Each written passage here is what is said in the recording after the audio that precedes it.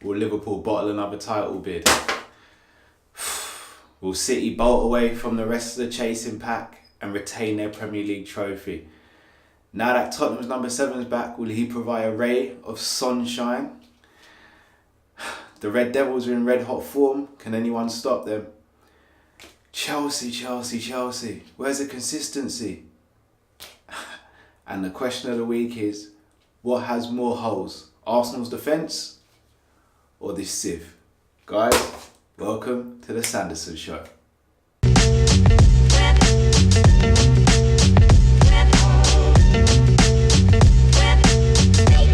So welcome back, guys. Thanks very much for joining me. And with a heavy heart, I'm going to start with the current league leaders, which is Manchester City.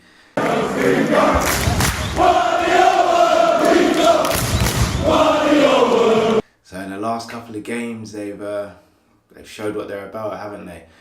They dispatched of Arsenal.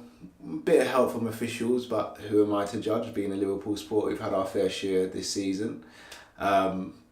They dispatched Everton, which I'm not really surprised about. And this coming weekend, they have Chelsea on the horizon. So it's going to be an interesting game. I've got City to win this game. I just think Chelsea aren't that consistent, and I'll touch on Chelsea later on in the show, but I look at Chelsea and they're not the same Chelsea that started the season. At the beginning of the season, they were really compact, really tight. They're creating chances. No one really knew how to deal with the new position of Kante, the opposition that is. Whether you stay with him, whether you track him, or you leave him to wander. And if he wanders, then he's shown that he has the quality to score goals and assist. He's actually recorded more goal and assist combination this season than he did for his previous 3 seasons in the Premiership. So it goes to show just how top and of a good player he is. He's able to adapt and be versatile. Not his best position, playing on that right of the midfield 3. I still would like to see him deployed in the centre. But this game against Man City, I've just got Man City to dominate. I think there'll be too much for Chelsea's midfield. I think for Chelsea's defence, they're just really leaky. And if you're leaking, you're playing Man City, it's the worst combination. I just think Man City are now on that run where they look like they're just going to continue to plough forward. They've come out of what looked to be their sticky patch and they were able to keep pace with Liverpool, and now they're on the same amount of points. Granted, Liverpool have a game in hand, but I just think City are going to have that measured approach. They know what it's like to be in a title race. They know what it's like to sustain a title race. And yes, I'm a Liverpool fan, and I'm not going to say we've bottled it, because I don't think we have bottled it. But I've always said from the beginning of the season that I expect Man City to win, and I think they're showing that bit of class and that bit of tenacity and also that bit of calmness which is needed. So I'm going for a 3-1 win to Manchester City against Chelsea at the weekend. Guys, as always, I'd love to know your thoughts. Leave a comment below.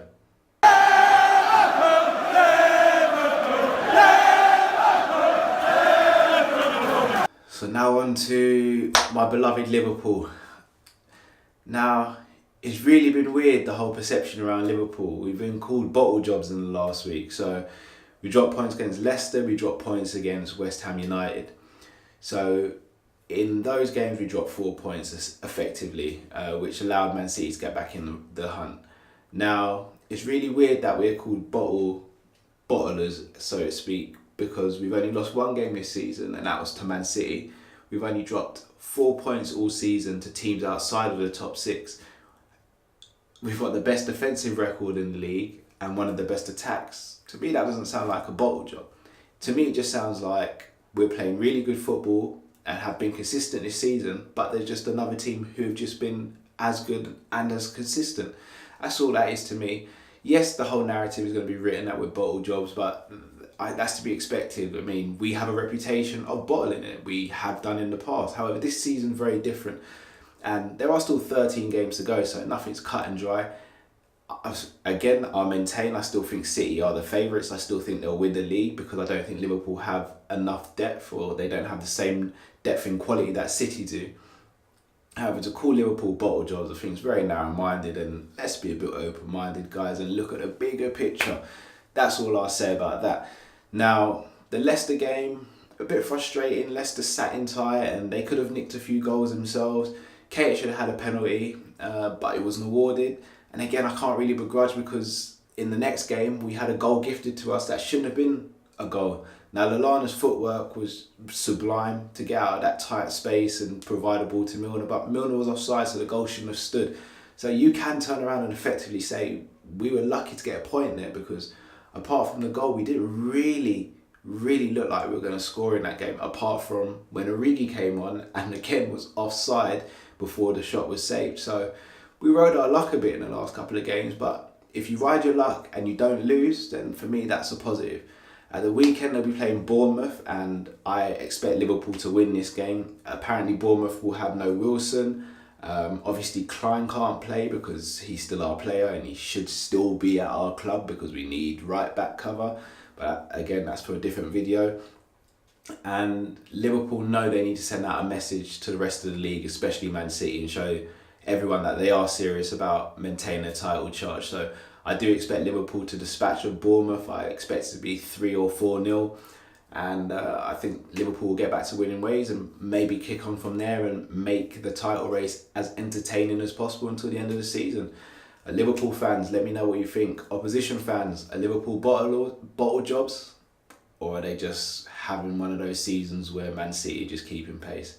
You know what to do.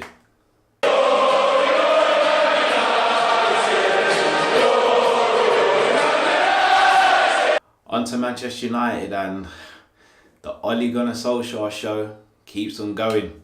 And it doesn't look like there's any sign of it stopping just yet.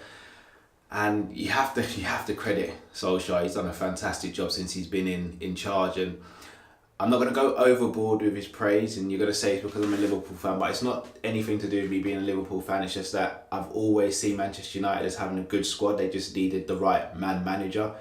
Mourinho wasn't that person. Solskjaer has been that person. However, I do think other players, ex-players or managers could have come in and done a similar job. However, that is not me taking credit away from Solskjaer. I'm just not going overboard. But I do credit him on the job he's done so far. Now, in terms of maintaining a winning run, he's probably got the perfect fixture.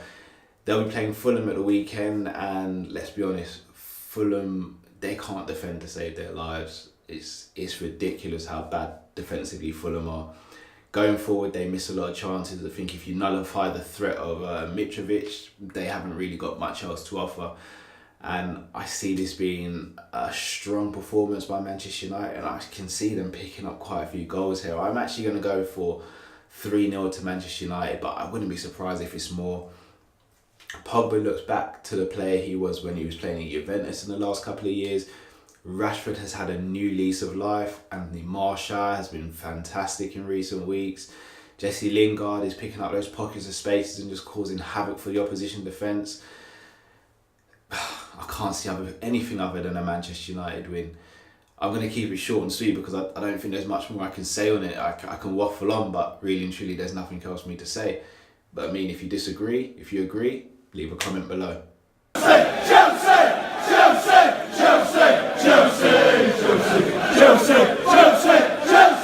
So now to Chelsea, and literally, how inconsistent can you get?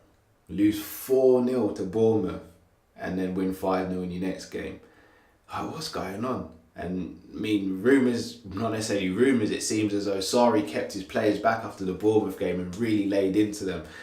I wouldn't want to have been in that room. Probably wasn't very pretty, but I mean, he got the response that he needed in the next game. They went out 5-0 winners against Huddersfield, but again, it's a game you'd expect them to win. So this coming weekend, as I've touched on already, Manchester City. I've got City to win. As I said before, the dynamic in that midfield just isn't right. Something's off. And personally, for this game, I would drop Jorginho because Kante has to play in that shepherding and that defensive mode where he's just able to protect that back four to give them a bit of solidity and something stable to build from the back with. And with Jorginho, the quick interchange of football that Man City play, I think it's going to play right into Man City's hands if Sarri plays Jorginho in centre midfield in that defensive role. However, if you're Sarri and you drop Jorginho, are you admitting defeat? Because he was the first player that Sarri wanted. He was the first big signing they got. He's a Sarri guy. So if you drop him, I mean, what message is that sending? But at the same time, sometimes you have to put your pride aside and you've got to do what's right for the best moments for the team and to allow the team to progress and get better and move up the table. I mean, top four battle is not easy, and Chelsea are in danger of falling out of that top four if they're not careful. I think if they're going to get anything out of this Man City game, they've got to be strong defensively, and they've got to be able to hit Man City on the counter-attack, and they've got to be devastating on the counter-attatt. Me personally, I'd go with, obviously, Hazard's got to play. If you're going to play Jorginho and Kante as a two number sixes. Obviously, Kante will be the player that buzzes around more. Have Jorginho maybe sit in front of the defence and just shepherd that middle area of the field. And then maybe just leave Hazard up top and let him be free. Higuain, I expect to start. If he gets any chances, he's got to take them. And on the wings, you're maybe looking at Willian and Pedro. So again, I don't see Chelsea lining up as a 4-2-3-1. I think it'll be a 4-3-3. And I think that'll be to their detriment. And I just don't see them winning. So, I mean, Chelsea, is it going to be more blues, or are you going to nick a win at Man City and do Liverpool a favour? You know what to do. Leave a comment below.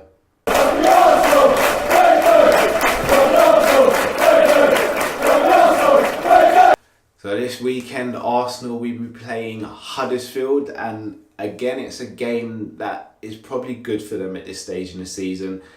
They just basically got played off the field against Manchester City. I mean, I'll bring up a graphic now, and how do I explain to people that they conceded a goal when they had all their players virtually in their box? Like, you are having a laugh, surely. Defensively, they're awful. And my heart really goes out to Emery, because he's just not got anything to work with, has he, really? You look at reports coming out that he's got £45 million to spend in the summer. Really, truly, now day and age, that's one good player you're able to sign. Arsenal need about 4 or 5. And it's just not going to happen if they're only given £45 million to spend, because they haven't got many players in that squad that they can sell for big money to recoup some of those transfer fees. So I just don't know what's going to happen. However, forget about transfers for now. Onto the game. I do think they'll beat Huddersfield. I think they may find the game tricky in the first 10-15 minutes, but I think once they settle into the game, I can see Aubameyang and Lacazette taking this game by the scruff of the neck, scoring a couple of goals between them. And I'm going for a 3-1 win to Arsenal. I think they'll be too strong for Huddersfield. Huddersfield have been really poor this season, and I don't expect them to really cause Arsenal any trouble. The problem with Arsenal, the reason I say 3-1 as opposed to 3-0 or 4-0 is because Arsenal will give you a chance, and I do expect Huddersfield to create chances. They're just not very consistent and deadly in front of goal, but I do think they'll score at least one goal, but I've got Arsenal to win. So guys, let me know, are the Gunners going to be firing on all cylinders, or are they going to be firing blanks at Huddersfield?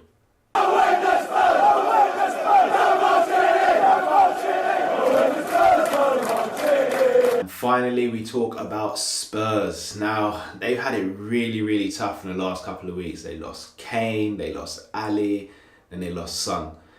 Those are 3 massive players, and any team in the league who lost probably their best 3 attacking players, you think of Liverpool, that's them losing Firmino, Mane and Salah. You think of Man City maybe losing Sterling, Aguero and Sane. Chelsea losing Hazard. Maybe just Hazard for Chelsea, but you get the point.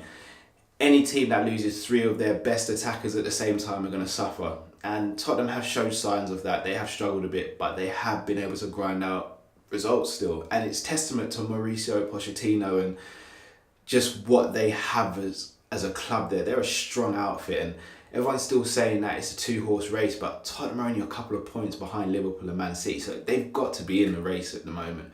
I'm not going to dispute and say that Tottenham are the favourites. They're far from it, but as things stand right now, they are in the title race, and to suggest otherwise is very disrespectful to Tottenham in my opinion. Son coming back obviously provided that cutting edge for them against Newcastle. it was a mistake from the goalkeeper, but hey, at this point of the season, or well, any point of the season, you take what you're given. If someone makes a mistake and you score a goal, then it is what it is. Goal's a goal at the end of the day. And Son, again, is that bright spark for the team. They alluded to a match of the day. He started up front in that game and he looked a bit isolated. Once Llorente came on, he was able to start floating around and drifting and picking up little pockets of space and causing havoc. And he is a special player. And again, they alluded to it and saying, is he in the running to be player of the season? I wouldn't go that far just yet, but he has been one of the best players in the league this far. And he's just a top player and he's a credit to Tottenham's team. And they need to hang on to him. He's one of those players that you can build your team around, in my opinion. He's hardworking. He rarely gives you an off performance, and he's just a fantastic footballer. So they're playing Leicester City this weekend. Now Leicester in recent weeks and recent months have showed they're no pushover. Won against Man City, could have won against Liverpool, and it's not going to be an easy game for Tottenham. However, I do think they will pick up the 3 points. I think there's less pressure on Tottenham than the other two teams in the title race at the moment. And I think that's helping Tottenham to maintain a good form and a good run. And I do see them running out winners. I don't think it's going to be easy. It never is against Leicester. So I'm going to go with 2-1 Tottenham. I think Leicester might score first, but I think Tottenham will get the response and they'll go on to win the game. Let me know what you think. And as always, guys, thanks very much for tuning in. And I'll see you after the weekend to discuss the fixtures and the results. So as for now, thanks very much. If you haven't already, please subscribe to the channel, like, share, and leave a comment about anything regarding the show. Thanks as always, guys. Love you all.